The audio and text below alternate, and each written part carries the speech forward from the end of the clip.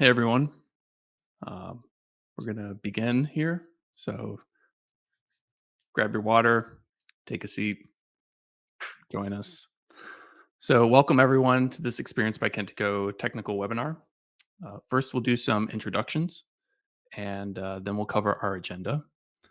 This webinar is scheduled for an hour, and during the first half, we'll cover three topics and then we'll switch to live Q&A and open discussion. If you have questions in the meantime, you can ask them in the Q&A.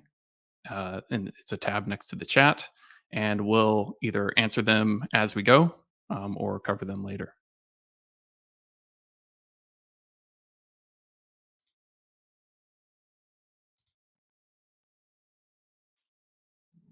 So, uh, hi everyone. I'm Sean Wright, Lead Product Evangelist at Kentico, and today we are joined by some of our MVPs and James Turner from Kentico. And I'll let each person introduce themselves. James, do you want to start? Yeah, sure. Thanks, Sean. Hi, everybody. So I'm James Turner, Director of Sales Enablement, and work with in product marketing as well. So pleased to be here. I'm not technical. I'm here to support Sean and the technical guys here today. I'll be having a look through the Q&A, so please do put your questions in there. If we don't manage to get to any of them, obviously there will be a recording of this within our partner portal. We'll make sure that everybody knows where that is and how to get it. And we'll kind of just publish some of those unanswered questions if we don't get to them today. So yeah, please feel free to use that Q&A panel, and I'll hand over to the other two guys. Thanks a lot. Liam, you want to go next? Hi, so I'm Liam Goldfinch, Senior Systems Developer at NetConstruct. So I've worked with Kentico for about 10 years or so now. And so I've really gone through from like all Portal Engine through to MVC to now using .NET Core. So I think I really know the Kentico platform quite well. And I've been an MVP for the last 2 years, I think now. So there you go. And Brenden? Hey everyone, Brenden Kehren, CEO and Senior Architect here at Kehren Development. Looking forward to talking with you guys today, learning more about great items that Xperience by Kentico has to offer, and getting some questions answered for you guys. Thanks, guys. So our MVPs will be providing valuable technical insights of Xperience by Kentico and demoing some code and functionality. So let's proceed to the agenda. So we're going to cover three topics: application architecture, the live site and page builder, and admin customization. So let's jump into the first topic. So application architecture, this is really about the design of the infrastructure and tools that you use with Xperience by Kentico when you build solutions. And to kind of intro this, we'll do a comparison to something that a lot of you probably were familiar with, and that's Kentico Xperience 13. Really, the idea here is that Xperience by Kentico is simpler than Kentico Xperience 13's architecture, but it has optional flexibility so that you can get some of the same benefits that you did with Kentico Xperience 13. It uses all modern frameworks, architecture, and tools. So in 13, you'd have two web applications, the admin and the live site. In Xperience by Kentico, you only have one. The admin is a NuGet package, so it lives within the same application. In 13, you always have two deployments, one for the live site and one for the admin. But in Xperience by Kentico, you can have one or two. You can deploy the live site by itself, or you can deploy it with the admin. In 13, everything was either .NET 6 for the live site or .NET 4.8 for the admin. But in Xperience by Kentico, everything is .NET 6. And into the future, when .NET 8 and other future versions of .NET are released, we will adopt those versions of .NET.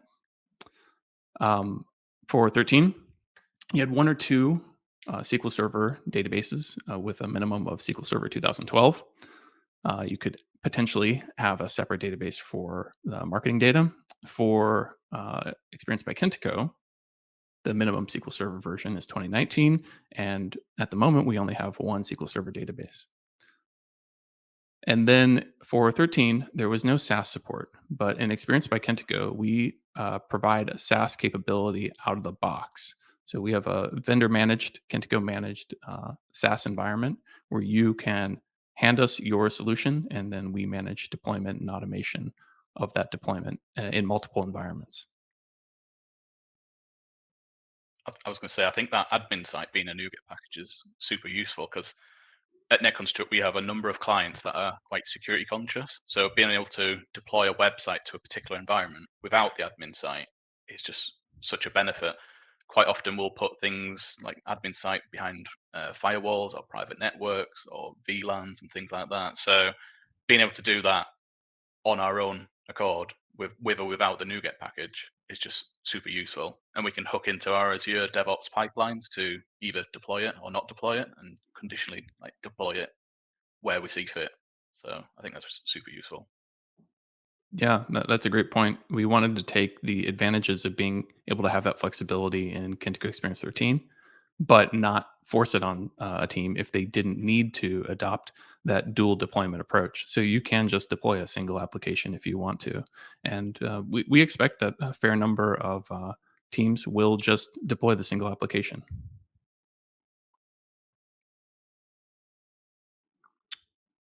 Just to add to that, then that's how I've my blog website goldfinch.me that is currently deployed in a single application. So that's currently got the admin site bundled in with the NuGet package. So that's just Yeah, how and I I, currently I use it. imagine that that would have been a lot more complicated to set up hosting and deployment for if you were doing Kentico Xperience 13. Yeah, to get in, like, yeah, that's it, basically, yeah. It would have been two separate applications, whereas Yeah. now I can simplify that down to just one application. It means it's just the infrastructure is a lot lighter as well as the CI/CD as well.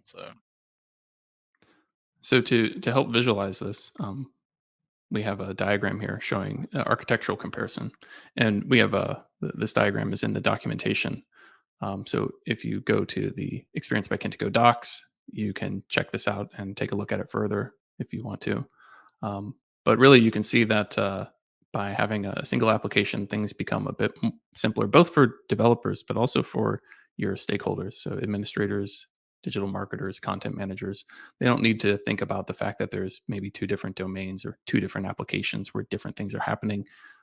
One application where you go and log in for administration, and it's the same application for visiting the live site.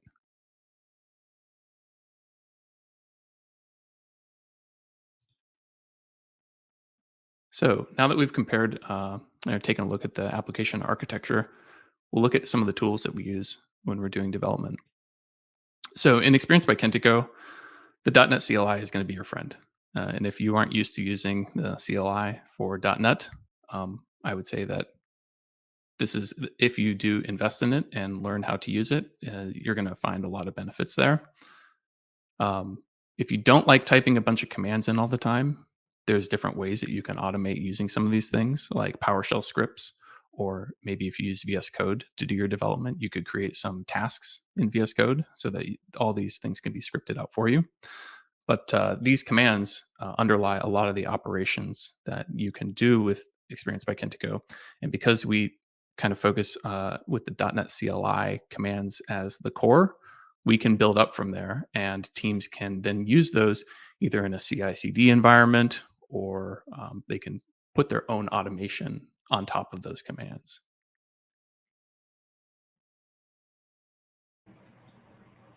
And then for your development environment, Xperience by Kentico is based on .NET 6. So that means it's cross-platform. You can do development in Linux, Windows, or Mac. For IDEs, you can use Visual Studio, VS Code, Visual Studio for Mac. You can do x86 Mac or even ARM-based Mac. So if you have an M1 Mac and you want to build your Xperience by Kentico solution, you can do that completely on that M1 using Azure SQL Edge in a Docker container and ASP.NET Core 6.0. So that's something that we really haven't been able to do in the past. And this can help enable, maybe you have designers on your team or front end UX people that would work with the product a little bit and maybe do some cut up or some front end development, but they're on a Mac. This is really going to simplify their workflow. For the database, we have a whole bunch of different ways that you can run your SQL Server database. I imagine a lot of people will be using Azure SQL Database if you're hosting in Azure. But we have several different options there that you could use. And then for database management, Microsoft has SQL Server Management Studio that a lot of people are going to be familiar with from years past. But you can also use Azure Data Studio if you want to use more of Microsoft's modern tooling, or you could use a third-party tool like Datagrip. So basically, you get to select the options that work best for your team. Hey, Sean, I'm just going to put that question up on the screen there. If you guys want to answer that. So are there going to be commands to create installation packages for custom modules so you don't have to do this over the admin interface? Yeah, that's a great question. So we'll touch on a little bit of this when Liam covers some stuff that he's going to demo for us. But custom modules are just NuGet packages. So that's the long and the short of it is whatever .NET CLI commands you use to install NuGet packages, if that's how you do it, that'll work fine for admin customizations. So let's look at some code. I got a couple things to demo. I'm going to try and go through this very quickly. So if it seems like I'm covering a lot, well, thankfully we're going to be recording this. So you'll be able to watch this again if you want to slow it down a bit. But all right, let me switch over. Okay. So some of those commands that I mentioned, we can do a lot of setting up a project from the command line. So the first thing I'm going to do here is I'm going to install the Xperience by Kentico project templates. All right, project templates are installed. This is the project template I want to use, and I already have a command that I'm going to copy and paste into my terminal to use that project template. And here we go. Okay, project set up. Yes, I want to restore my .NET tools. So this gives me the database manager. And if we look in the file system, I have my project already set up. So what about setting up my database? So I'm going to copy in another command here. And this is going to, on my local database server, it's going to install the Dancing Goat database. And I'm going to run that.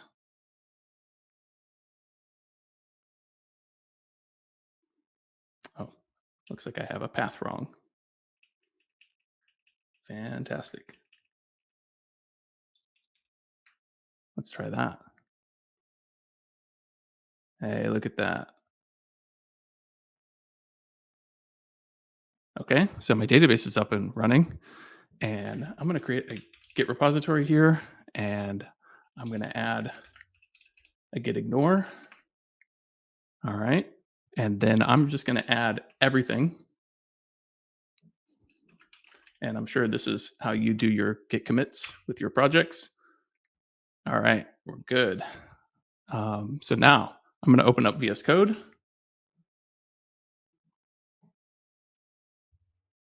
And I can zoom in a little bit here to make this easier to see. And I have a Xperience by Kentico project with the database all set up and ready to go. I'm going to make a couple changes here. I'm going to be starting and stopping this project. So I don't want it to launch the browser for me. And I don't want the solution file right now. Okay. So I'm going to go in here and again, more classic commit messages that you probably should not do with your teams. Otherwise, they will get angry with you. All right, so I'm going to type .NET Watch.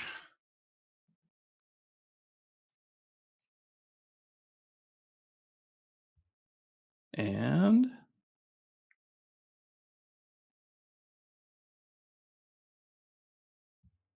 there we are. We are up and running with an Xperience by Kentico project. And that's probably going to be the fastest Kentico project you've ever set up in your life. I'm going to jump over to the admin. And as starting a new project, the first thing I'm going to want to do is go to settings, and I'm going to enable continuous integration. All right. So now I'm going to jump over to content types, about us, and I'm going to make a new field. And this is going to be a lot like creating page type fields or page types in Kentico Xperience 13. I'm going to call this about us description. Data type is text, and I'm going to give the field caption description and select the text input, and I'm going to save. And the first thing we'll notice if we jump back over to VS Code is I now have all these files in the file system. This is the CI repository that tracks all the changes that you make to the database and serializes those to the file system so that you can share your database changes with your teammates. So what I'm going to do, normally I commit all those, but instead I'm going to do something terrible. I'm just going to delete this. You're going to say, well, now you don't have those changes that you just made to the database on the file system. How are you going to share those with your team? Well, there is a .NET CLI command for that. And so I can run the CI store command. And what that will do is it will serialize the entire database to the file system, not just the change I made there to the about us content type. And so now you can see there are quite a few changes, over 1,000 in the file system, including, if I scroll down here, where is my,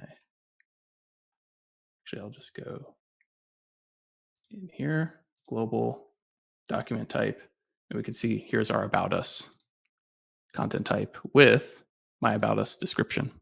So any changes I'm making to the site through the admin, those are going to get serialized down to the file system, and I can easily share my changes along with to the database along with code changes with my team members. So I'm going to hit these real quick.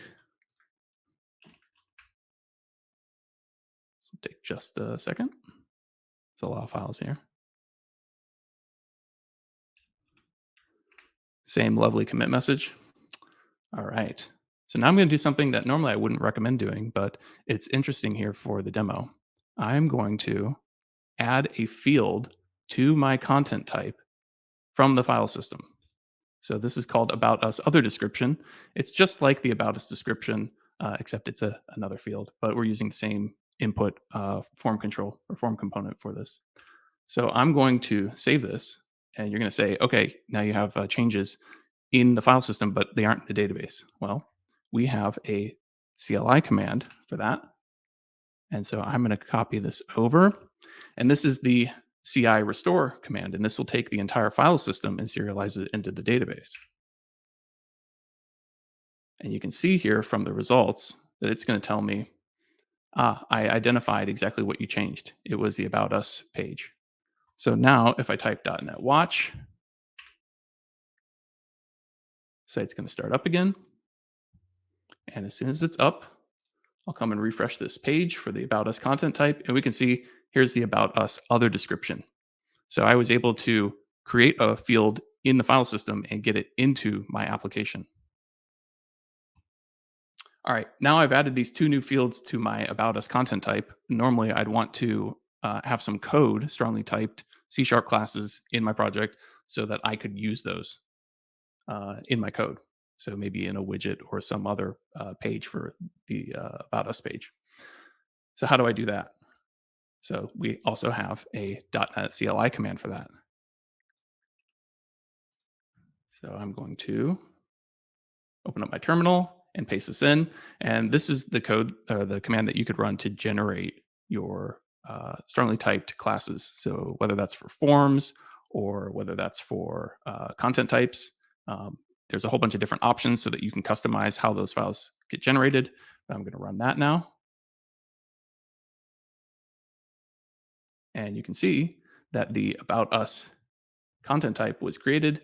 And here's our generated content type on the file system. And you can see I have both my other description and my About Us description. So that is my quick demo. Now, let's move on to some frequently asked questions that we've seen about the application architecture and some of the tools that you use with Xperience by Kentico. So, starting out, should we use the Dancing Goat template that I just showed as a starting point for new projects? No, you should not. There are 3 templates that get installed with our template NuGet package. And the one you want to use is the Kentico Xperience MVC template. And it's just the boilerplate for getting started with a new project. Is React knowledge required for Xperience by Kentico? No, it's not. But knowing it can enable more complex and powerful UX in the admin. So if you want to do some complex or powerful customizations for your marketers, content managers, or administrators, you can use React to achieve a bit more than you could with just C#. Does Xperience by Kentico support CI/CD? Yes, it's been designed to support modern development and deployment practices all the way through. You can see that with all these CLI commands that we have. Should we use shared databases or a separate database with Xperience's CI/CD tools? Well, we enable both. Your development team could use a shared database if they want to. They could also use separate databases if you have a bigger team, more complex project, and then use the CI/CD tools, the command line tools that I just showed you. We recommend the latter, using a separate databases and using the tooling to share your data changes along with your code with your teammates. And then how quickly can I get up and running with a new Xperience by Kentico project? Well, you saw you can get up and running very, very quickly. I just want to go back to point 1. You said not to use it as a starting point for new projects, but I would 100% recommend having it on your machine, though, as a reference point to see how Kentico's kind of approached building certain aspects of an Xperience by Kentico website. So I still would use it and still have it on your machine, but not use it as a baseline for a new build of a website. Yeah, that's a great point. It shows a lot of technical capabilities of the product. And so if you're trying to understand how something works, it's a great way to test out a feature. If you're just trying to figure out, can I even do this? It's a good sandbox for something like that. Sean, kind of on that same point, knowing a lot of partners have their own baseline project, there should not be any issues with them using Xperience by Kentico, with their modified baseline pieces set up there and, executing any of these command line. Yeah, absolutely not. There's no issue. Teams can have their own standard project template if they want. The kind of vanilla bare bones project template that we provide just has a few of the pieces wired up automatically. But you could follow our documentation and follow those steps and end up in the same place that the project template gets you to. And if you have your own baseline template accelerator, you can absolutely use that too. There's no issues there. All right, let's move on to the next topic, the live site and the page builder. So these are all the features that we use to make digital experiences, both for the visitors to the site and for the digital marketers that are using the product to build out pages and experiences. So, and again, we're going to compare to something you're probably familiar with, which is Kentico Xperience 13. In Xperience by Kentico, there's a lot of similarities here. So you can see we both use Razor rendering, both have a page builder with sections and widgets. One of the biggest differences is that form components were the way that you created forms for widget properties and page template properties in Kentico Xperience 13. But now we have a new technology called UI form components, and those are used across the admin for giving you some of those form fields. Whereas form components are now only used for the form builder. There's a benefit there of you don't have to worry about form components and their design used on the live site and the admin. Instead, they're just used on the live site, so you can kind of customize them as much as you want without worrying about that. And then UI form components are only used in the admin, so you don't have to worry about designing those to be used by people visiting your site. The UI form components are a lot more powerful than form components were in KX13. And they incorporate some of that React technology. So if you do want to step into using React for your project, UI form components are probably going to be the first place that you do that.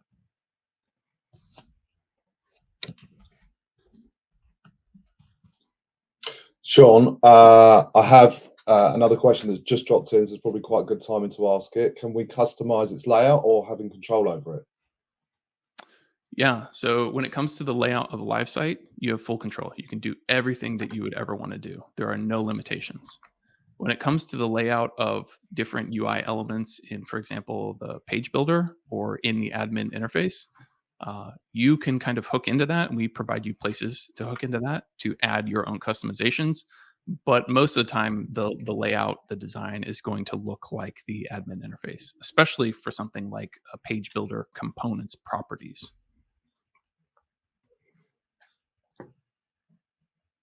So when we look at the page builder specifically, segueing into this, in Kentico Xperience 13 and Xperience by Kentico, we can see that there's a lot of similarities here. So the nice thing is that you can keep the same skills that you're using today, and they will carry over to Xperience by Kentico from Kentico Xperience 13. The main difference is the one that I mentioned previously, which is that form components are now really designed just for the page builder, and we have UI form components for the admin UI.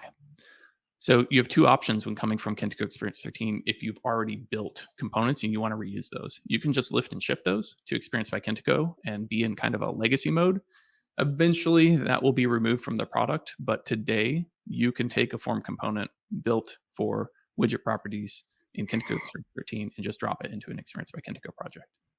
So we give you an easy path to upgrade the UI of the administration, and then you get to opt in at your own speed. If you're doing a greenfield project, I'd recommend that you start with UI form components. All right. So now we can look at some code. I was going to say I've done a post as well. A blog post on that migration of controls. Oh, that's a great point. Yeah. So I can share that in the chat as well. So it's there. It's awesome. So I've got a bit of code to share here. I'm going to kind of walk through a quick example that I did, kind of talking about Sean's lift and shift. This is the Dancing Goat site. I've got the homepage up here with a banner on it. And this is the out-of-the-box banner with the form controls. It's got some hard-coded text in here, and then it's got a couple properties for us to add in. I've also got another banner here I called banner version 13, and it essentially works the same. There's a few different properties. They look similar to what they look like in version 13. But for the most part, they do exactly what we're trying to make things work here normally with just lifting and shifting content over. So as you can see here, it's a very similar interaction. The code functions on the live site, functions out here in the UI.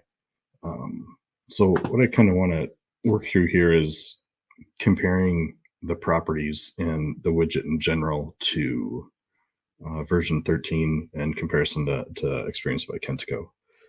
So if we look at the current property setup here, this is Xperience by Kentico. It's fairly simple to work with. I'm really impressed with how easy it is to get a really nice UI with just a couple lines of code.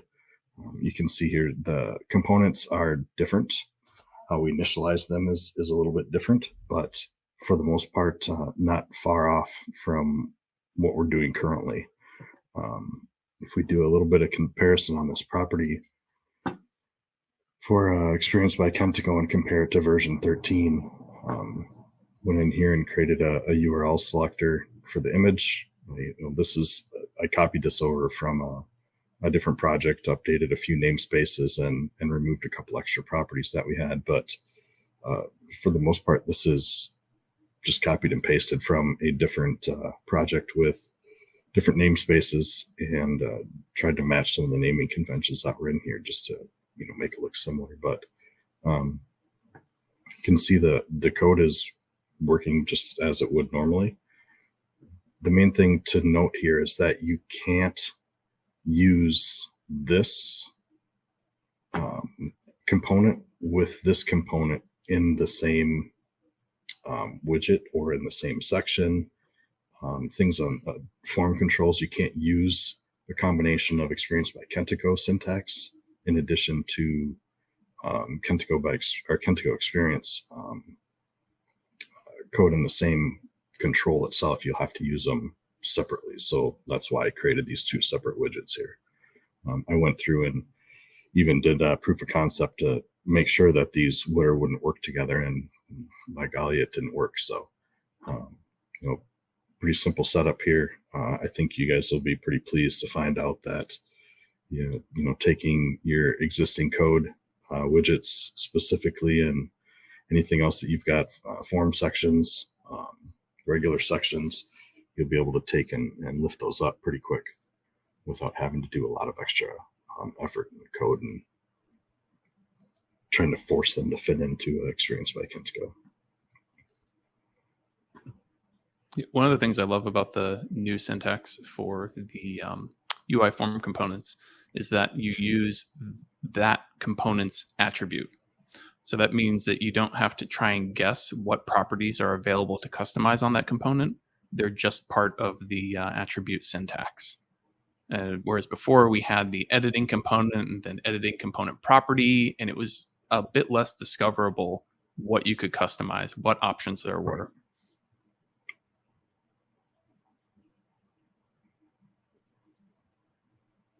And if you're wondering, and it still hasn't kind of sunk in what the difference is, or how you can tell the difference between a Kentico Xperience 13 form component and an Xperience by Kentico UI form component, it's going to be that UI aspect of it. So, Brenden, if you jump back over to your Dancing Goat site, to the admin,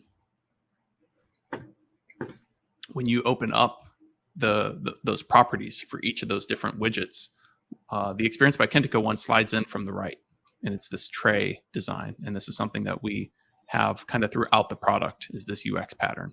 Mm-hmm. Whereas if you open up the properties for the Kentico Xperience 13 widget, it opens up in that dialog, which is kind of the UI pattern for Kentico Xperience 13. So that's one quick kind of sniff test that you can do to figure out if this is or which version of the technology are you using for this component.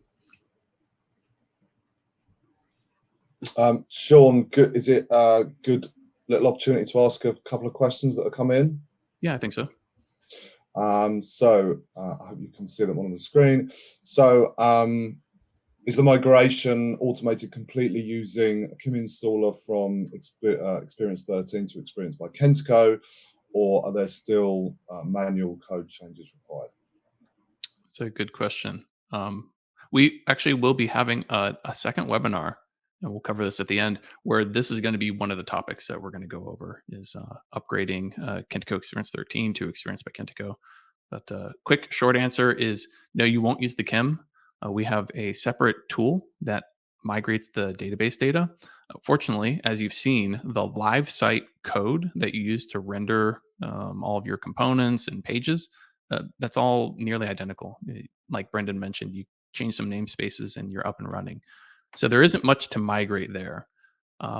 Most of it's going to be in the data structure. And then if you have admin customizations, those will need to be rebuilt because Xperience by Kentico does not support web forms. That's sad if you've invested a lot in web forms admin customizations and you need to rebuild those. It probably makes you happy if you don't enjoy working with web forms and you'd rather work with modern C#, .NET, and React. So it just kind of depends on which side of that coin you're on. Right. Yeah, I think you guys will see once you get into, excuse me, you get into all this code here, it's all the same. The only thing that really changed here is the properties. The view model, the component, your view itself, partial view itself, they're all the same. The only thing that changed is the properties and what components, actually what namespace you're referencing. So, with the old version, you're referencing this Kentico components, web MVC form components. And with the new version, you don't need to reference that. Yeah, we Cool, tried thank to you. make that pretty seamless for developers to be able to come over to the new product. Oh, go ahead, James. Yeah, I've got 3 or 4 more, so I'll go through them and maybe we can do some quick fire as you want to. So second one here. So are the form component to compose an address included out the box, e.g. country and state? Yeah, so most of the form components are going to be around types of data, like think of your C# data types, int, string. We do have like a dropdown, but in terms of populating those with specific content, that's going to be up to you. We have ways of providing your own kind of data source for some of these components. So if you do want to have like a dropdown where you can select a country and a state combined, we provide you the tools. That would be up to you. Basically, we found that the more we try to do a whole bunch of stuff for developers that are trying to build solutions, the more they fight against those things because they want them slightly different for their solution. So we try to provide really good base building blocks, kind of like Legos.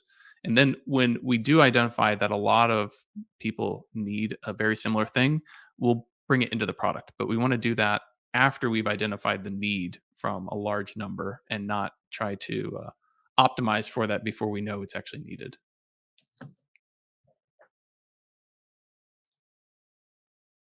Cool. Thanks, Sean. Next one. Can we use Blazor for live site and completely remove use of JavaScript?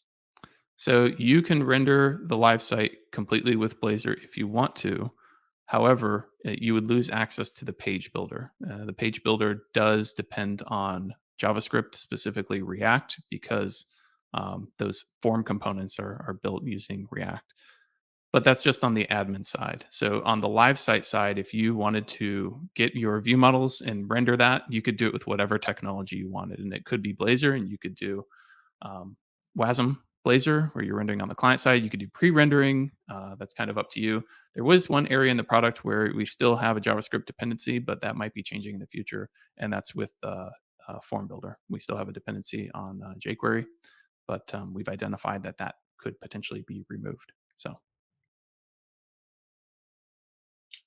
Cool. Thank you, Sean. Next one we can. Yeah. Anyway, I'll. You can answer as you want, Sean. For the moment, what are the features in Kentico 13 that will be removed? So, are we going to add in A/B testing, synchronization, marketing, automation? Will they still be available in Xperience by Kentico? That's a great question. So I would rephrase this question a little bit. It's more what features in Kentico Xperience 13 are going to be either added to or reimagined in Xperience by Kentico. We've already removed everything.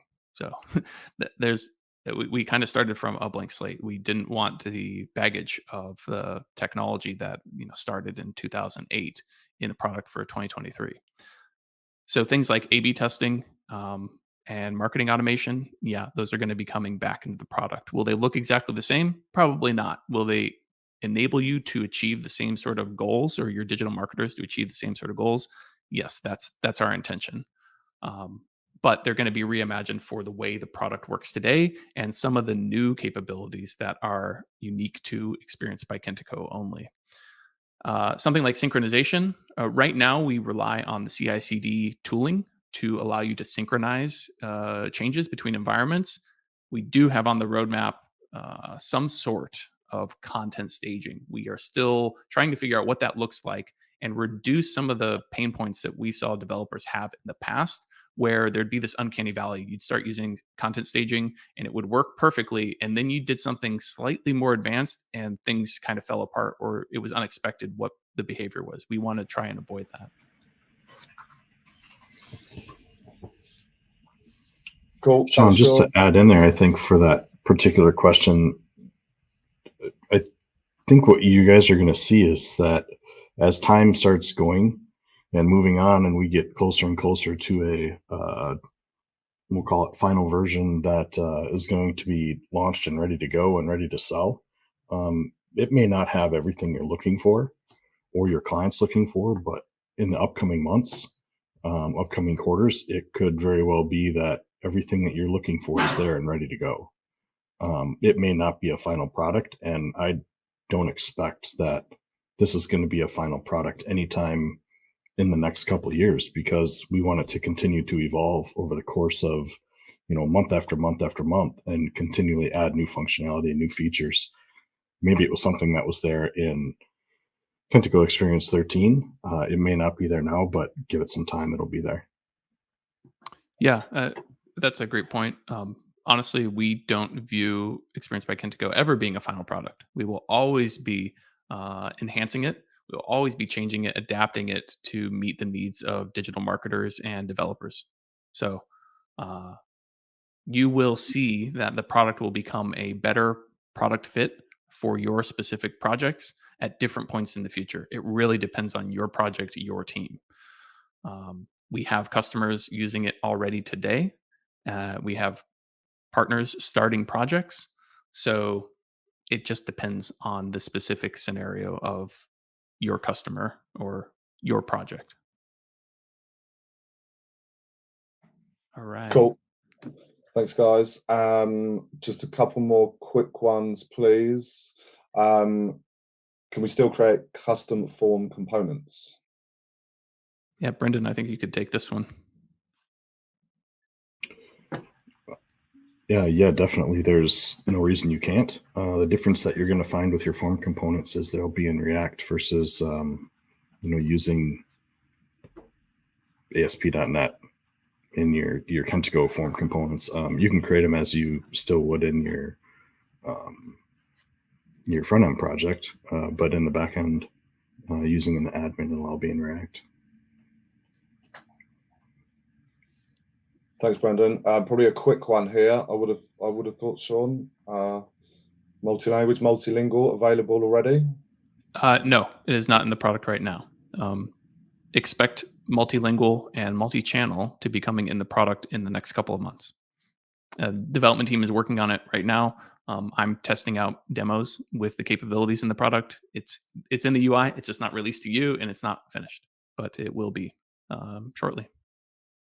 If anyone's not aware, we have a blog kind of monthly with all our refreshes in the partner portal. So please keep your eye on that. We release information via a newsletter. If you're not subscribed to our newsletter, please do, or contact sales for more information. So yeah, all the info does come through with these refreshes. There will be some information on roadmap. And actually in 2 days' time, we do have another webinar more around kind of commercials and what's happening, what materials we have, kind of new information on the partner portal. So yeah, keep your eyes peeled on that one. One last one quickly. Can we select media library images from the form component? Yeah, Brenden, I think you got this one too. Yeah, that part hasn't changed. There's still that ability without any roadblocks there. Keep in mind, I think that what we'll end up finding out, though, is media library will become obsolete over the course of, I don't know, we want to call it year, months, whatever it might be. And we'll be using a content hub, which is going to be more geared towards everything that is your content to make up a page, including images, documents, pieces of content, things like that. So to answer your question, yes, you can still select media library objects in the your form components.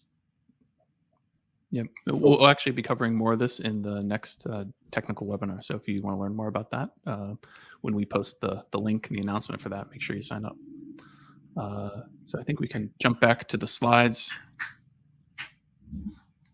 Let's see. There we go. Okay. So going to run through these real quick. How different is the development experience for the live site rendering in Kentico Xperience 13 Xperience by Kentico? It's the same. So that's fantastic for all of you. Does Xperience by Kentico use popular ASP.NET Core patterns or have its own conventions? We try to use the ASP.NET Core patterns as much as possible. So dependency injection, minimal startup, MVC, attribute validation, middleware, all of it. So we want to make sure that we sit on top of your ASP.NET Core project as opposed to your ASP.NET Core project being fit into our solution. Can I add authentication authorization to the live site? Yeah. And we call it membership now. So members, visitors logged into the live site, are now separate from users. So visitors cannot be logged into the admin. Your users can be. They're two separate sets of people or representations of people in the application. And then what digital marketing capabilities does a live site support in Xperience by Kentico? So right now we have the visual page builder, uh, authoring structured content in the page builder, which means you can be creating a widget and create the structured content that would go in that widget or be referenced by it while you are in the widget properties, which is fantastic for digital marketers. We have page builder personalization, contact tracking, and the form builder. So you can achieve a lot of what you could with some of the other capabilities like personas and A/B testing with the things we have in the product now, but expect more digital marketing features in the future. All right, let's jump over to admin customization. So these are the patterns and components you would use to extend Xperience by Kentico's capabilities in admin UI. All right, so in Kentico Xperience 13, if you wanted to do custom modules, custom module classes, those were defined in the admin UI. Custom UI was defined in the admin UI, stored in the database and shared with zips or XML. And then if you want to customize built-in UI, you had to go into the source code effectively for the CMS, modify web forms and XML to get those customizations. However, in Xperience by Kentico, we have custom data types instead of like custom module classes. Basically the same thing. We're just calling them something slightly different. They're defined in the admin UI. However, you can use that code generation CLI command that I showed to get those to your project. Custom UI is all C# classes with optionally React, and it's shared via NuGet. So this means you can make those admin customizations, package them up, share them across your team, share them across projects. It's actually a great developer experience. And then for customizing built-in UI, you can create custom developer-authored C# classes. You don't modify Xperience's code. Instead, you create your own code that lives in your project that augments it, and you can optionally add React into that if you want more power over the UX. So let's take a look at this concretely and jump over to some code with Liam. So I can share my screen in a second. As with a normal with live demos, I'm having some database problems at the moment. So I think what I'm going to have to show is just the code side of it, rather than showing the actual user interface. Unless you've got something ready to go to show that That's aspect no of it, problem. sure. I think the code is probably the most interesting part, since, Yeah, from my opinion, I can talk briefly about what the process is within the administration interface as that'd be great. well. Let me share the screen.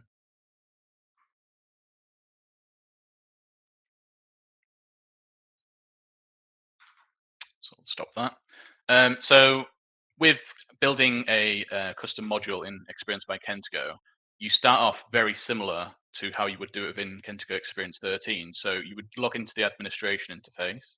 You would go to the modules application within the administration site, and then you create a custom module. So in my case, I'm going to be creating a module for my blog website. So I've got blog posts on there, and I want to have some sort of taxonomy so I can categorize the blog posts into different groups. So I'm making a blog categories module. So in that module, I've created a class very similar to how you would do in Xperience 13. You create a class, you put a display name in, you put a code name in, and then you start putting different fields against that. But the key difference between Xperience 13 and Xperience by Kentico is you initially start creating the class as like the database fields. The presentation layer of what fields are available in which forms is done in a separate place. So what you do is you go into the UI forms section and you create a create UI form and also an edit UI form. So in there you can have different fields shown for different purposes. You can have different display names if need be, or you can have different validation messages and things like that to try and guide the user that's actually putting content into this custom module. So quite similar to what Sean was doing earlier. If I get a PowerShell. window open, just doing here. So after I made the class within the admin site, Liam, can you zoom in a little bit on that? Yeah. That? Awesome. There you go. Looks great. It's a bit better. So initially what I do is use the code generator, similar to what Sean was doing, but this time it's for, let's copy paste this. It's got some different parameters in there. So this time I'm doing code gen for specific type, which is classes, whereas I think Sean was doing it for everything. And I'm restricting it to just the namespace, so Goldfinch dot asterisk, so it's a bit of a wildcard there. And then I'm actually changing the location I want to place the files. So I'm putting it in the goldfinch.core project, and then there's a type which takes the type from the generated model, puts the class name, and then a name folder. So if I run that, it'll warn me that it's going to overwrite the files. Oh no, it won't actually, because the database is not connecting. But if it was going to run, at this point in time, it would give me a warning message to say, I've already got my files in the generated folder, which you can just see here. Imagine that I've already ran it. At this point in time, it would reintroduce this warning that I removed previously. So this is just to show that it would have regenerated the class itself. So once I've got the actual code generated, you can start building the interface with those classes. So what you can start doing is scaffold the project again using another CLI command, which would be this one. So I'm running .NET new Kentico Xperience admin sample, and I'm providing it a new name, so goldfinch.web.admin. So I believe Kentico's sample project uses, I think it's like a acme.admin, something like that, like a test company name for that. Yep. So what I've done is renamed it to goldfinch.web.admin, and that produces a project which I've included in my solution here, goldfinch.web.admin. And what I've done is a find and replace as well to remove every reference to Acme and change that to Goldfinch. And then the key thing, there's 2 pointers there that I needed to double check, is that I needed to add the assembly reference for making the assembly discoverable. And then I also needed to go to the MVC project and actually reference the admin project as well, because that wasn't done automatically. So I need to just double check that that was catered for. So once that was all done, then you would in theory be able to run .NET Watch, again, similar to what Sean was doing. That would boot up the website, and it would have this the sample code that Kentico has. So by default, there's an example there for, I think it's to get like a server time, like output to the page. So there's a custom module for that, and there's a bit of an extension example in there for extending like an existing module, like the users listing. But what I've done in this module is, firstly, you'll see there's a client folder here. That's where all the React is going to be stored, but we're not concerned with that at the moment. That's for a later discussion point. So firstly, we're going to UI pages folder, and I've created a blog categories folder. In there, it's probably worth talking about this application first, this class that's generated. So in here, we register a UI category. So in the administration interface, you've got stuff like, I think there's like a marketing category, content management, and we want a custom category to be in place in there as well. So here we've got a custom category setting a code name, which is just set by generated code. I'm going to call it custom, and then Kentico gives you a list of icons that you can actually use as well within the administration interface. So you don't need to look at documentation. You can just look at this class, and it's got all the available icons out of the box for you. And in here, all we're doing is registering it, the client module, to make sure it just runs. So at this point in time, all I would have in the admin site would be a category. I wouldn't actually have a module yet. So what I would need to do is create a blog categories application. So at this point, comment that out. So this is the actual custom module within the interface itself. So at this point, the URL structure would be /admin/blog categories. And in here, we define what the actual page type is. And here, we're just saying it's an application. And we're giving it a custom category of the actual category that was specified in the admin module. And then we're giving it an icon of tags, because it's meant to be for tagging purposes, taxonomy. And that would make it so a blank module would appear for listing in there. So, but we actually need to add the listing page itself. So then I've made a class for listing, which again is another UI page. In here, this would use the same structure. So you tell it what the parent is the application. We're defining a listing page type, which is going to have this slug of list. So that would make it /admin /blog categories /list. In here, we're using the generated class to say, I want to list all blog category infos. We're specifying that there. And then we're actually building the listing. We're not using like the XML that you used to do for Kentico Xperience 13. Here, you can programmatically add the columns that you want to display. And you can also put the display name here. And then there's other bits as well. So you can also make it, if you wanted to make it searchable, you could put searchable true, and that would automatically wire up a search box at the top of the listing for this control. And you can do that for all the different fields. Also, what I had an example of is a formatter. So you can put here formatter. And what I did is add a function here, which means that every time a color is rendered in this listing page, it would run this function. Here I'm to stringing it, checking if it's null or white space. And if it's actually null or white space, I'm actually outputting a message to say no color was entered rather than just an empty string. So that's like a nice example to show that you can visually change what's output to the listing page. And you can do all that without using React. So close that. So then if we wanted to add an edit and new to the listing page, there's some other classes that you need to create. So if we go quickly to edit, you'll see here I've got an edit page, which has the URL structure of /admin /blog categories list, and then a parameterized ID here. So this is to set up the ability to edit a specific object of this ID. So that would be this. And then below then, we need to have another UI page, which would be for the actual edit part of the interface. So you can see here, this would be /admin blog categories list, the parameterized ID, and then also edit.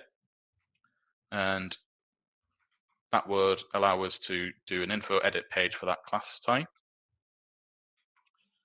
And then if we go back to the listing to actually wire that up to the page, what you need to do is put this in. If we go back to configure page, put that in there. So that would make it so if you click on any of the rows within the listing, it would take you to the blog category edit, which we've just created that class for. And then similar for creating a new item object of that, there's a UI page here, which I've created, which lets you do, it's a create page and it takes blog category info and it uses the edit section template for that. And the admin URL for this would be /admin blog categories list create. And then all we do to get that working in the listing is right here, is just add this here. So that would be page configuration header actions, and that would add a link which goes to the create interface called new blog category. And that is all of the demo. It's not as good as I'd planned because obviously we haven't got an actual Kentico instance to show and demonstrate, but that's the general idea for creating a basic listing. So the key point there is there's no React involved at all. You only need React if you need to do anything complex with this. I think this is great. Yeah. It does seem like a lot of code, but a lot of the code is pretty simple. And if you do want to do things that are advanced, you're no longer trying to figure out the magic spell to cast for the CMS with different fields and magic words and whatever. Instead, you have full control over the code. So scaling up to more advanced custom module UI is much easier than in Kentico Xperience 13 and earlier versions. And I think because this demo's gone not to plan, I'm going to probably do a blog post off the back of this and put actual screenshots in there and elaborate on what was missing from this demo as well. That would be awesome. So I'll get that done quite quickly as well. Okay, so Thanks, Sean. Getting close to the end here. Yeah, hi, Sean. I was just going to say, so we are bang on time. There are 2 questions. I think we can carry on. We haven't been automatically kicked out. So I think we can try and quickly answer these two. I'll put them on the screen now. This one's from Trevor. So as you were obviously going through what you were doing, Liam, any ability to selectively assembly discoverable as part of the setup? I guess, do you mean through like a CLI command? I don't know if when I actually added the administration package, I don't know if that automatically added that in. I don't know if Sean knows any different, but I feel like I still had to add that in. Yeah, I forget if it's in the template or not. It might be, but if it isn't, yeah, you would need to add that yourself to that project. And as all these questions, we'll find them all out. We'll document them with the recording, so we'll get that answered for sure. Next one. So this is more of a scenario. So I'll let you have a quick look through that. Essentially in Kentico 13. So right now I'm unable to use a route like, as you can see the URL there, like a CBT routing links page type to controller or template via relative URL. This has essentially broken .NET MVC convention. Is there any improvement on that? So you can make your convention-based routing as complex as you need it to be for your use case. If you have simple use cases, then content tree-based routing is going to be the recommendation that I think any MVPs and myself would always give you, because it handles so much for you and it's so much simpler. But we've seen that lots of projects need, for specific parts of the solution, they need complex routing. I don't know about this specific area with breaking MVC based routing conventions. You can use attribute routing if you want. So if that is easier for you to reason about and get to the types of URLs that you want, you don't have to use the convention based routing or the route definitions. You can use the attribute routing. But there's been no changes that I know of for routing with Xperience by Kentico, which, maybe here in this case that's a negative, but I think for most teams it's probably going to be a positive, because that same mental model you have for working with Kentico Xperience 13 solutions is going to carry over to Xperience by Kentico. Cool, thanks, Sean. Next one. Does DI work for all those admin UI stuff in case we need to do some dynamic stuff? Yeah, this is easy. Yes. That's it. DI works. Like it. Since admin is using React, is it SPA application? Also, if we use React on live site, does that mean there would be conflict with React version between admin and live? So does the live site also need to be SPA to use React? Yeah, this is a cool question. Yes, it is using React. Yes, it is a SPA for the admin. If you use React on the live site, no, there wouldn't be a conflict, because the React that is used when you are rendering the page for visitors would be executed at a different time than the React you would be using to render the admin UI. So those things should be independent. That said, we use right now React 18, the latest version, and we have plans to keep that up to date, just like we do our .NET dependency. So if you want to use the latest React, we support you today.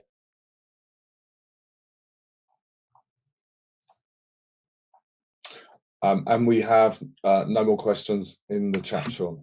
All right. So we got it. If anyone needs to jump, because we're over the hour, no problem. Again, this is being recorded, so you can always catch the end later. But we just have a couple more slides and think we'll be good. And if people have questions, go ahead and ask them. I was going to say, Sean, since we're talking about the administration aspects, did you mention about your snippet tools that you've got for Visual Studio Code and Visual Studio? No, I did not. I guess I did a poor job of self-promotion. But if you're using VS Code to do any of your Xperience by Kentico development, which I have taken a liking to, because again, we're fully cross-platform, and we don't have dependencies on some of those technologies that required us to use Visual Studio. In VS Code, I created a snippets extension that you can install that will let you, with just a few keystrokes, scaffold out all these different kind of boilerplate code, or those pieces that you need, like the attributes and the classes for the custom module UI, for UI form components, for widgets, for sections. Yeah, so you can quickly get up and going with those classes and all that code that you need with just a few keystrokes. So if you're looking to build out something quickly and you like using snippets, you might want to check that out. There's also a .NET item templates project that I'm working on that'll allow you to have, in Visual Studio, add new item to a folder, and you can select like widget or section, and it will create all that for you as long as you put in the widget name. So like a hero widget, well, it would name everything for you and scaffold out the razor and the C#, and so yeah, it makes creating some of those pieces a lot faster. Just put the link to those in the chat as well. Awesome, thank you. Okay, so FAQ for admin customization. How do we get started exploring the administration customization features? Well, as you saw earlier, when you install those Xperience by Kentico NuGet project templates, there's one for the admin customization. It's a kind of a sample, and I actually recommend it as a great place to start. You can then customize it to remove the pieces you don't want, to rename the pieces to fit your project, but it gives you all the things you need both to do the C# customization and the React customization, and that's what Liam was using during his demo. So and that it's in our documentation. All the stuff that we've covered today should be in our documentation. How do we reuse customizations across projects? Well, so the C# and React admin UI customizations, which includes the UI form components and those admin pages or custom modules, all of that is shared through a NuGet package. So again, it makes it a lot simpler than sharing some of these things through imports and exports in Kentico Xperience 13. How much React do we need to use in our customizations? So the React is completely optional. It's opt-in. If you don't need to really enhance beyond a certain point, then we should be able to provide you with all the pieces and parts that you need to build things without writing any React. But it does allow you to build a richer UX, UI in the admin if you want to try it out. What are the main benefits of the administration customization architecture development story in Xperience by Kentico? Well, from my opinion, and I'm sure Liam has his own opinions in working with this, is the code is testable. Everything is code-based, which means it goes into source control. You get to make sure it compiles, deploys out with your data changes synchronously. It's easy to distribute with the NuGet packages. We provide a bunch of pre-built platform components that you can use, and it's pretty easy to use those, and our documentation covers a lot of those components. And also, something that you might have caught on with when you're watching Liam's demo is that the URLs for all the pages are readable, and they drive the entire UI. So if you make a link to the page builder from a custom module, and someone clicks on that, they can go to a very specific page in the custom module or in the page builder. And you can link in any direction across the entire application with URLs that you manage and generate. And then what are the limitations today with the admin customization? So we're still working on best practices for reusing custom data types. There is documentation around that, but for example, how you integrate a custom data type developed by another developer into your project in a consistent and easy way. There's lots of different approaches you could take. We don't have guidance around that just yet, but we're working on that right now. There's no custom settings built in. So instead, you'd probably use a custom module and a form to manage your custom settings. There's some alternative approaches that you could use, like a custom content type. And not all of the components that we have in the platform are public. So as we validate and verify that these are working how we want them to in the parts of the admin UI that we've built to let you use the product, we are making more and more of these things visible, accessible, and public. So more will be exposed with each refresh. All right. So again, I know we're over, but if people have questions, we can We can cover a couple of those. Yeah, there was one that Liam has just answered. So Liam, I'll let you just mention that one in a second. Before we do, there's another one here. So if the live site isn't, follow on, I guess, to the last one. If the live site is an SPA application, does that mean that we lose page builder feature in the admin? No. So you still have the full page builder. That's going to look and feel very much the same. As Brenden demoed, the one difference in the page builder, if you are using all of the Xperience by Kentico components, you have that slide out tray for the properties of components as opposed to the modal dialog, but the page builder itself works just the same. So the live site is displayed in an iframe, very similar to Kentico Xperience 13, but it's the same domain, so that simplifies a lot of authentication and complexities around cookies and things. And since it's displaying it in an iframe, the admin UI does not impact the rendering of the live site with the page builder in that iframe. Cool, thank you, Sean. Liam, do you want to comment on the one that you answered? Yeah, so I think the question was about smart search, and I believe, I don't know if you want to correct me, but a smart search version potentially may be coming at some point in the future on the roadmap, and also Azure search. But there already is an Algolia integration, which is available. You can set that up. I think it's on Kentico's GitHub, I believe. So you can already use some sort of search within Xperience by Kentico, but the smart search, potentially will be coming soon. So I don't know if Sean maybe wants to elaborate on that.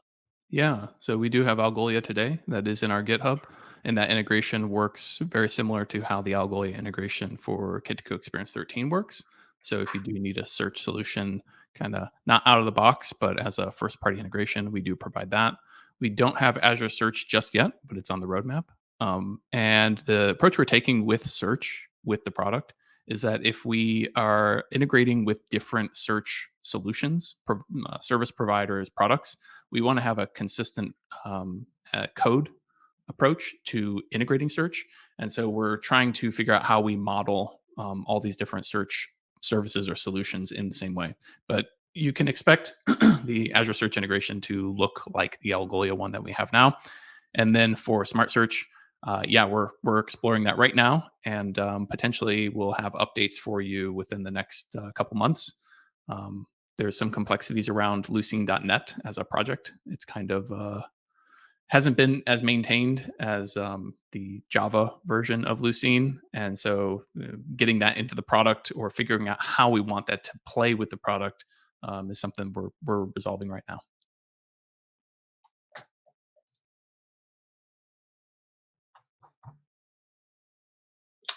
Cool, Sean. Thank you. I don't. Do we have any? Here's one. Do we have any built-in widgets in Xperience by Kentico? Good question. So we have the same ones built in that we have in Kentico Xperience 13. We have the rich text widget and we have the form widget. And we have customers and partners ask about that all the time. Like, why don't we have an entire catalog of widgets, kind of like we did in older versions of Kentico with Portal Engine? And that's because a lot of those widgets some of them were never used. Some of them were occasionally used. Some of them were used all the time. But we want to make sure that we're providing those core building block tools to allow you to build experiences both for marketers and for visitors to the site that are tailored to your solution. So we don't want to become too opinionated about the widgets that we provide. So we give you the form widget so that you can quickly get forms into the page builder, and the rich text widget because that rich text managing that dependency is kind of part of the product. We're using that elsewhere. But in terms of other widgets, we don't have any out of the box. However, just like with Kentico Xperience 13, I would expect to see community built widgets or sections or page templates, those types of things appear in the future as more and more teams are working with Xperience by Kentico. I was going to mention that there's going to be a new marketplace, isn't there, for this? Yeah, so we're working right now on what we want to present for a place for the community to gather and share solutions, both as digital marketers and as developers and power users.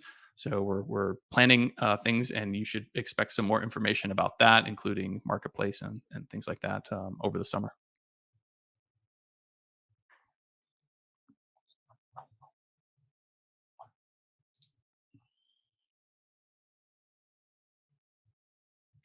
I think going what Brenden was saying about having all agencies kind of have their own baselines.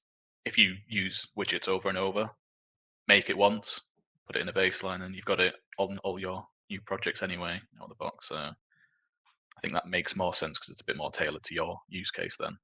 Yeah, yeah. And a lot about widgets is they're where design and content modeling meet, and design is specific to every single solution in Kentico Experience 13 or Experience by Kentico. And content modeling is also completely unique to each solution. Now, there might be commonalities you see between products or projects, but those are two areas of the product where there's usually something that you want that's very specific to your project. So we have seen that lots of teams identify widgets that are reusable, but I would say that's the exception rather than the rule.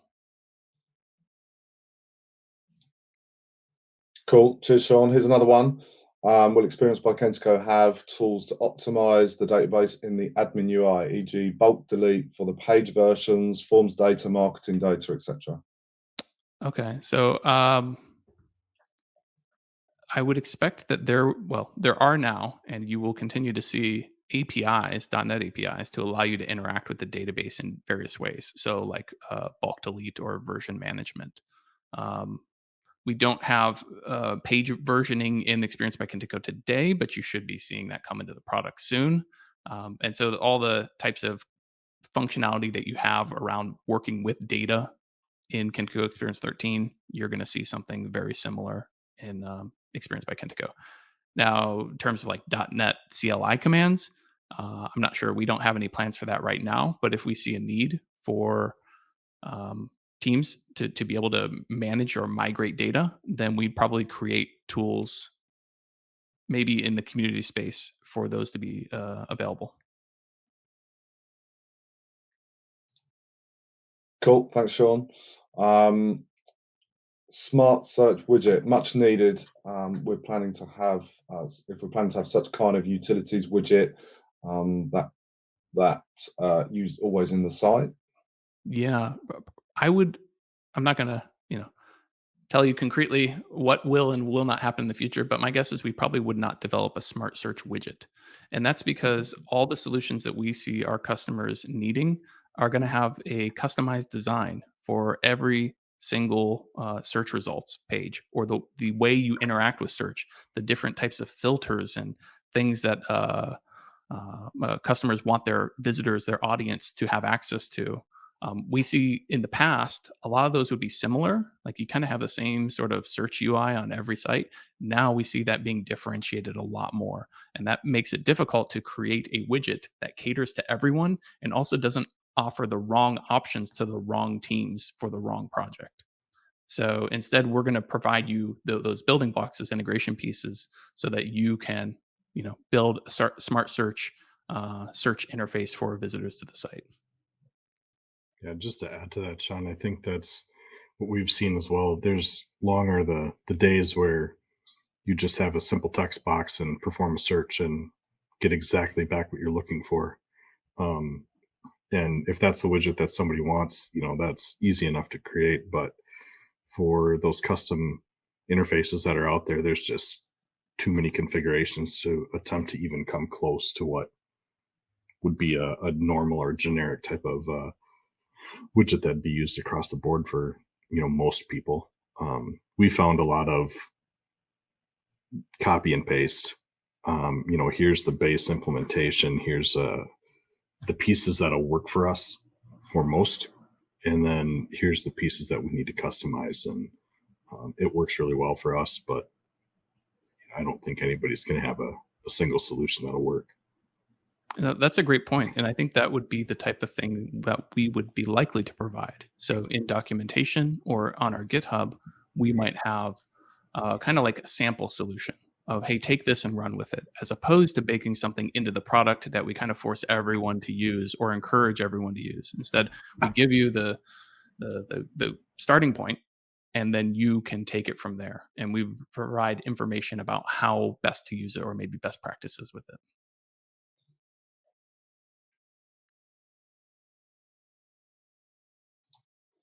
Cool. Here's one that everyone, I'm sure, will be familiar with. Any plans to integrate any AI or GPT functionality to support CMS editors in content creation or image selection, SEO, etc.?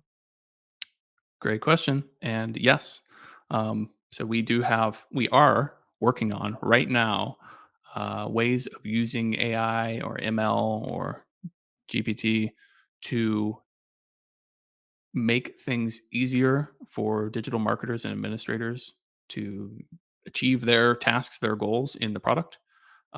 We don't have any of those features in the product today, but we do have things on the roadmap. That's under our IRA acronym, and you can check out kentico.com on our website. We have information about our vision for how we're going to integrate AI and ML and GPT and things like that into the product to really benefit our customers.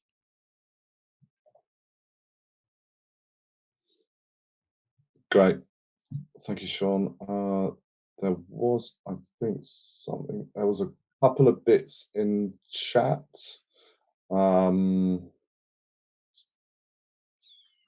If anyone's got anything in the chat they want to ask a specific question, just chuck it in the Q&A and we'll kind of just tie up. I don't think we should probably go on more than another 9 minutes for say probably an hour and a half. So if anyone wants to put any last bits and pieces in Q&A, please do so now.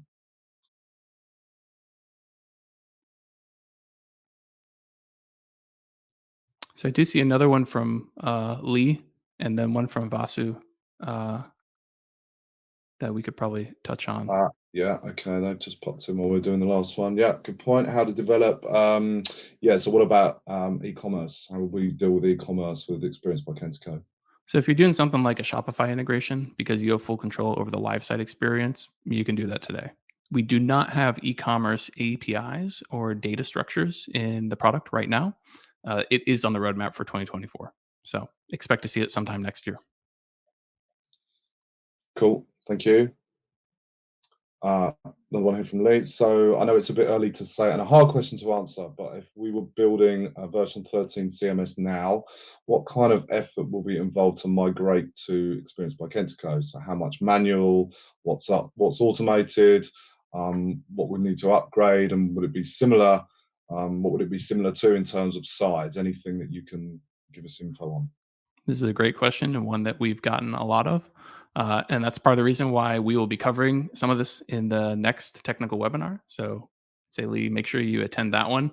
Unless you're planning on upgrading to Xperience by Kentico tomorrow, you should be able to run with your Kentico Xperience 13 solution for a while. It's going to be fully supported for multiple years.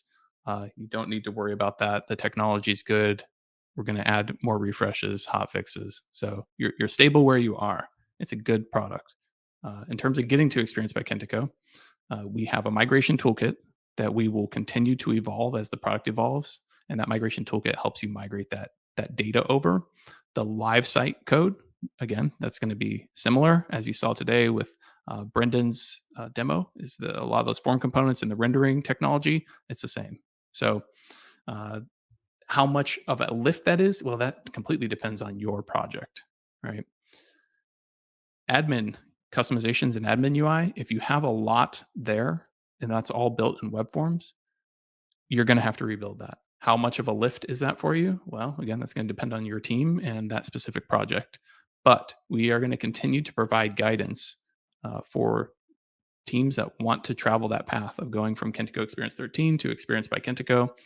And we, in the future, let's say later on this year and in 2024, we realize that's going to be much more of a focus for teams that want to begin exploring that to take advantage of the new product. And you'll probably see a lot more resources, support, and also guidance from MVPs and some of our partners that have taken that journey. That will probably give you a good idea of what that's going to be like for you and your team. But in summary, if a lot of your project is in the rendering of the content and there's very little in admin customizations, I should say your migration upgrade to Xperience by Kentico is going to be pretty easy. If you have a lot of admin customizations and you're doing a lot of complex things with the data behind the scenes, it might be more of a complex upgrade to Xperience by Kentico. But again, we're going to provide tools and guidance to support you. Cool. And a follow-on to that is Kentico Xperience 13 still supported to the end of 2026? Yeah, I can answer that. Yes, it is. I'll put the link to the support lifecycle page in the chat in a minute. But that was always the commitment that it would be to support those projects long term until those customers and partners were ready to upgrade to Xperience by Kentico. Here's another one. Is Xperience by Kentico built in React? And it will not reflect with core when we go live. I'm not sure what you're asking here. The admin UI is built with React, but the live site, we don't build that with anything because we don't build that for you. That is fully under your control. So every single bit of HTML that is rendered on the live site that your visitors and audience see, that is code that you write, and that could be React or it could be anything else. All that's required is if you want to use the page builder, you have to use view components, ASP.NET Core view components, and potentially MVC technology to kind of get the content tree routing to display the right markup, the right content. But something to mention here, we do have a headless API, GraphQL based, built into the product. This is something that we'll be covering more in the next webinar. But that headless API could allow you to share content out of the Content Hub with a application that's fully built in React, like Next.js or maybe Nuxt or Astro or whatever you want to use. You can use anything you want because we'll just be sending you JSON structures over an API, and you can take that and consume it however you want. Sean, you still got questions coming in. You got 4 or 5 coming in for you guys. You want to keep going, yeah? Yeah, we can do a couple more. Yeah, cool. And then we'll take the rest of the questions and we'll try to make sure we get those answered. Yeah, I was going to say the other thing that we can do is obviously people, anyone on the call with a sales contact, you can always contact them. We're trying to do as much enablement that we can at the moment, and we understand that there's a lot of technical questions as well that people want to know. So yeah, please do use them. There's an FAQ on the partner portal as well with loads and loads of stuff on there as well, which Sean wrote about well, up to a couple of weeks ago, I'd say. So that's really, really relevant and up to date as well. Has SEO functionality been optimized on Xperience by Kentico? So I would say, and Liam and Brenden, you could probably speak to this, being Kentico partners, building solutions all the time. It hasn't really been changed because that live site experience is mostly the same from a developer standpoint. So like getting that content and making sure you have the right OG tags or page metadata displayed, or even optimizing the performance of the page so that you get a higher search ranking, that's kind of under developers' control. When it comes to something like content modeling, like how do you say that this bit of information, data, images, whatever, are for the SEO aspects of this page? We do have more techniques for content modeling that might be more appealing in Xperience by Kentico because of our Content Hub. And again, that's another topic that we will cover in the next webinar with some content modeling. But Liam, Brenden, if you have any thoughts about this or how you manage it with your projects. I guess I couldn't really talk from my blog in terms of Xperience by Kentico. I haven't built anything other than that at the moment. But I followed it in exactly the same way that I would approach Kentico Xperience 13. So I've got the similar fields on the pages, pull them through, and got view components that handle rendering metadata tags appropriately and stuff like that. So it's entirely up to us how we actually render the SEO metadata. I don't think there's a great documented approach on how to do the best or I guess I'll say, quote, the best type of, SEO optimization on a site that Kentico's document. There's just not much out there. They now give us the ability to do a title, meta description, and keywords, and the canonicalization of the URL to make sure that that's proper. But there's so much more that people are doing nowadays. OG tags, structured data in I'm drawing a blank on what that's called. schema.org or schema.org. That's it. Yeah. And those things aren't particularly defined anywhere. I think the things that partners have and use, they'd be great if people shared them.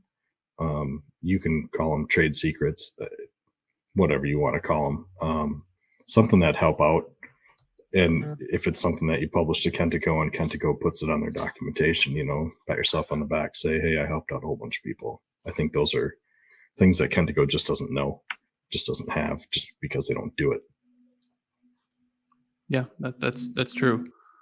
One thing that might be helpful here that you should be seeing by the end of the year is the idea of owned content. So owned content structures where you can say define, let's say a content type, a page type.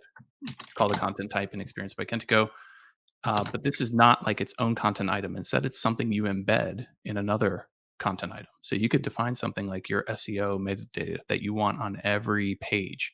And then you create a field on those pages and give it the type of SEO metadata, like an embedded metadata form. And that would appear in the content form for each one of those pages. And it would store with it. Or it could be stored separately somewhere else in the database. But it gives your content marketers the ability to kind of edit that all in one place, have it modeled in a way that's correct for that project, strongly typed for developers. So you should expect to see that in Xperience by Kentico, hopefully by the end of the calendar year. I know it's something that Liam has been asking us about and is pretty excited for.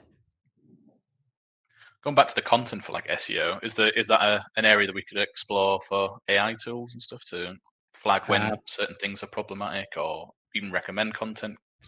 Absolutely. Yep. And I believe this is one of the points that we've outlined in some of our product discovery for the benefits that AI or ML could bring to the product.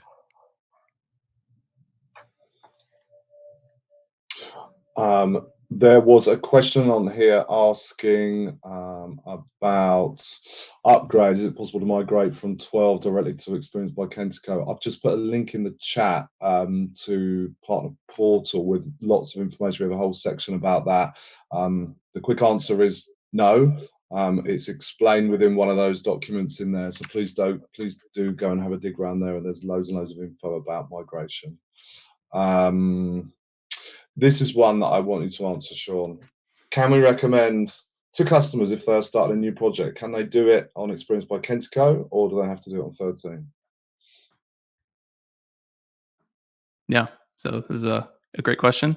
Right now, we have something called the Xperience Adopters Program. And what it lets you do is if you're a customer or a partner and you want to start using Xperience by Kentico now, you want to buy a license, you want to build a solution, we are providing extra guidance and support for that project because we know that if you were to compare Xperience by Kentico and Kentico Xperience 13 today, there are going to be things that you might have expectations for using that are not in Xperience by Kentico. So we want to provide support and guidance around like what do you do to get that capability into your solution.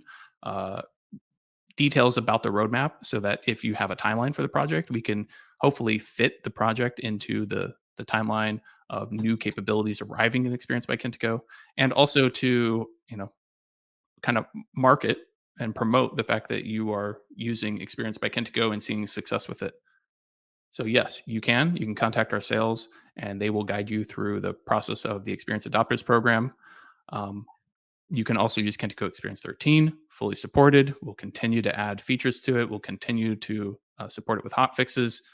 So really, just kind of choose the product that best fits the project that you're working on. And if you need guidance around that, we will be publishing some information about that, but you can also talk to Sales Today, and they have resources where they can help you kind of figure out what is the best fit for your project right now, or let's say over the next 3 months. Yeah, cool. Thanks, Sean. And we do have some kind of like a packaged up license promotional offer as well, I would say, at the moment for either license only options or SaaS. Is available in both. Please do contact sales again. They will be able to provide you that information. And absolutely, we believe that Xperience by Kentico is good for projects today. In fact, we have on our website one success story which is already live, and we have a few more that we can talk about as well. And we will be doing that in a couple of days in the next webinar as well. So yeah, it's absolutely ready for certain projects today. So yeah, please talk to us. Yeah, and if you consider that most projects have a timeline, like kind of a runway before they're actually live, the projects that customers are starting today on Xperience by Kentico, that you're not seeing anything about them yet. But in like maybe 2, 3, 4, 5 months time, you're going to see all those projects that are going on right now. The ones that you're seeing us promote today are the ones that started like at the beginning of the year or end of last year.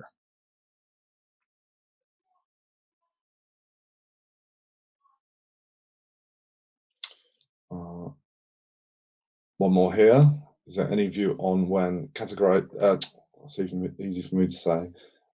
Categorization or tagging or any other taxonomy. So when are we going to bring that through in the product? That's a great question. So you can do it in the product today. That's my short answer that I give to partners and customers right now. You think about it differently, and there's some maybe pros and cons. Cons because you are used to using like the categories application in Kentico Xperience 13.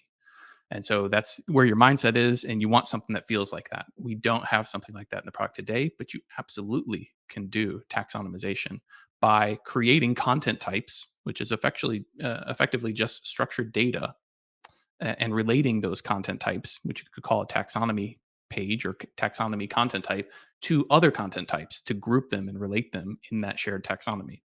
What that doesn't give you is like a hierarchical taxonomy like you have with categories in Kentico Xperience 13. But in some ways, it can be more powerful and also localizable when we get multilingual into the product, which categories never really were.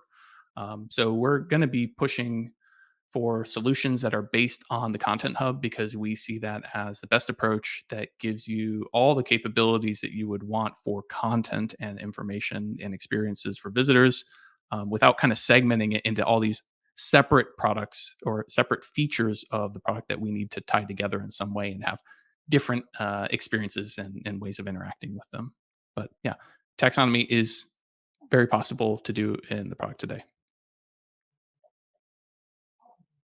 I was going to say you could do what I was trying to demo, was doing an actual custom module with a class in there as well.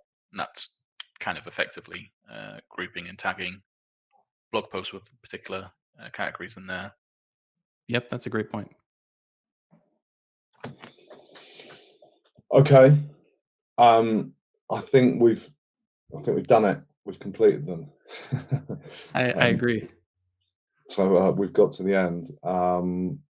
Yeah, thank you so much for your questions and for interacting. Sean, I'm going to pass the last word over to you because you've worked hard and producing a great webinar here. So over to you, mate. All right. So we got one more slide, and then we're done. And so this is the wrap up. So the next webinar, you can expect this to be in September of this year. We're going to cover enabling digital marketers with Xperience by Kentico. So from a developer's perspective, how can you make the lives of digital marketers better? How can you enable them to do their job? Because we view that as being the primary goal of the product. How can you do content modeling? The Content Hub is a different way to think about content and content structures. So how can we use that to achieve things that maybe are different than they were in Kentico Xperience 13, which had a very much a page-based focus on content? And then upgrading from Kentico Xperience 13 to Xperience by Kentico, what does that look like today being in September? And what should developers know about that process?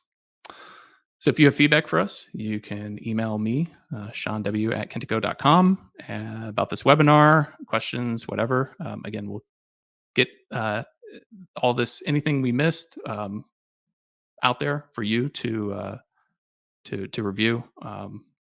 And then community survey. So I think this was shared in chat already, but if you haven't filled out this survey, please fill it out. We're trying to get feedback about how the community feels about the content we produce, the way we engage with you, different channels, what you would like the most, what you'd like to see less of.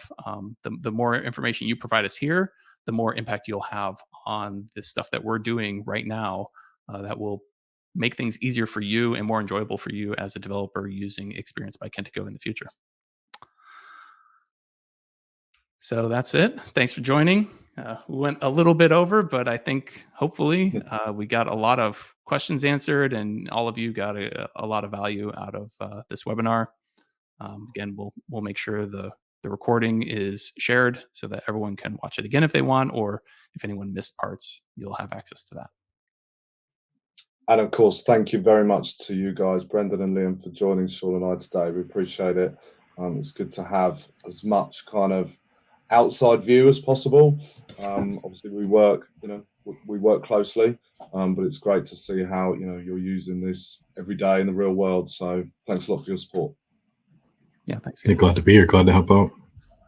Yep, same. Really enjoy it. All right. Thanks, everyone. Okay. Thanks a lot. Bye.